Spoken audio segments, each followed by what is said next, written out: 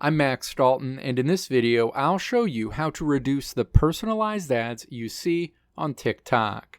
Step 1. Open the TikTok app on your iPhone, iPad, or Android device, and then tap Profile in the menu on this screen. You'll land on your TikTok profile screen.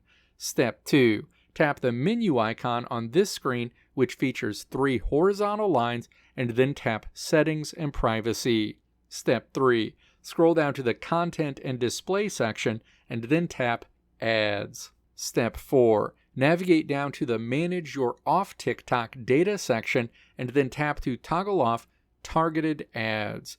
Going forward, you'll see a much lower volume of personalized ads that are tailored to your interests on TikTok. Let me know if this video helped you out in the comments below. If you liked what you saw here, click the video links on the right side of the screen to check out another video. Or click the logo on the left side of the screen to check out my tutorial website at www.maxdalton.how.